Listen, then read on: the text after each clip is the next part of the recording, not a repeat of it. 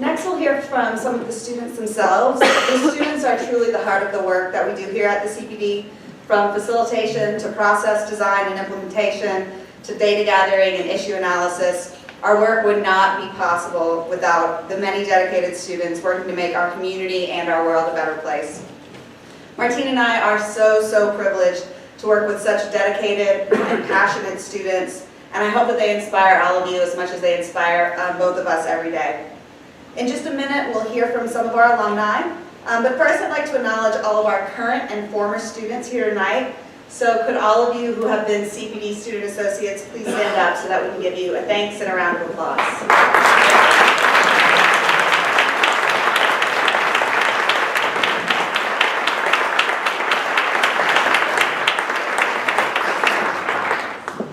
Again, thank you to all of you, and we are so proud of each and every one of you.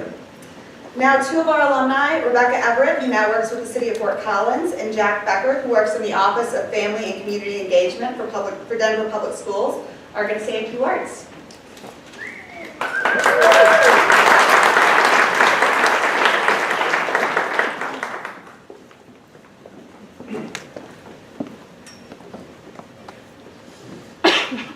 Good evening, I'm Jack Becker. I'm very honored to give a speech in front of comms professors tonight. That's exactly what I was looking to do. I came to CSU in 2007, and I was an undeclared major. And after taking a course with Elizabeth Sink, who I know is here tonight, quickly declared communication studies. Elizabeth Sink was talking about this Center for Public Deliberation, and at some point I think Martine came in and told us a little bit about the program. And as my second semester as a freshman, I asked him if I could apply. And he sort of thought about it for a second and said, you know, I kind of want to reserve some space for upper class men and women who are here. And so the next semester, I pushed him a little bit further. And he said, okay, you know, your fourth semester, so the second half of your sophomore year, we'll bring you on, you know, and he took a gamble with me, right? And now I think back on that moment, and I realize how it wasn't a gamble, it was really him thinking about students as an investment, and an investment in the community. I went on to work at the Kettering Foundation, which was one of the the hearts of thinking and acting for this type of democratic thinking and democratic world, acting within the nation, but also around the world. And after talking with professors at universities around the country, around the world, community members, quickly came to realize how different the Center for Public Deliberation was from other hubs of democratic or community or citizenship, whatever they're called around the country. This one was bridging multiple sectors, was taking students and getting them outside the confines of the campus, getting them working within the community. And to me, that was an amazing realization. After that, I went and I worked in Syracuse and studied in Syracuse.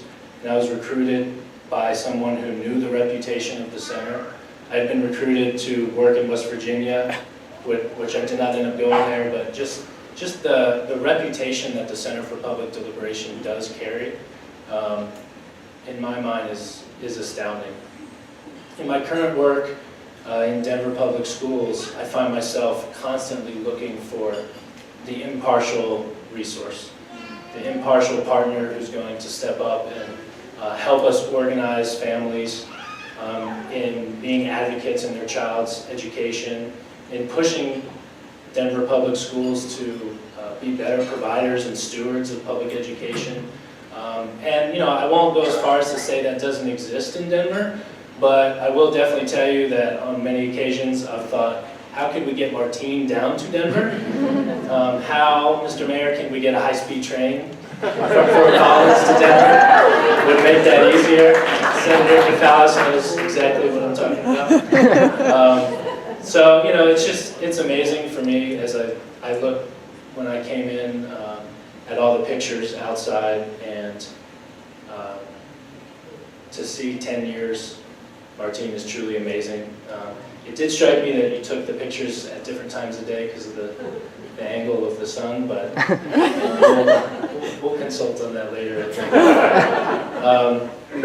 And I know just, I wasn't asked to say this, but yesterday was Giving Tuesday, and like for me, on Giving Tuesday, I always think about where can I renew my commitment, and over the years, I've given a little bit here and there to the center when they're going to conferences and whatnot, but I think if it's something that you have been considering and you can stomach it after purchasing the wine tonight, you should. Thank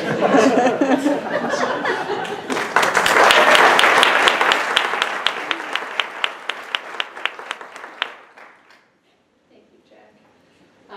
I'm Rebecca Everett. I was in the same class at the CPD with Jack and Derry and probably some others who are out in the audience. And I also felt like Martine kind of took a gamble on me and including me in the program when I was a student. I was one of the first students from outside the communications department to participate in the student associate program. I was in the College of Natural Resources. And I had a strong interest in environmental issues, but more specifically the dialogue that we have as communities around environmental issues and breaking through the polarized nature of those conversations. And that's something that has prepared me well for the career that I'm in now as an environmental planner for the city of Fort Collins. So I've had the opportunity to merge my interest in improving discourse around sensitive topics with my love for the community that I live in.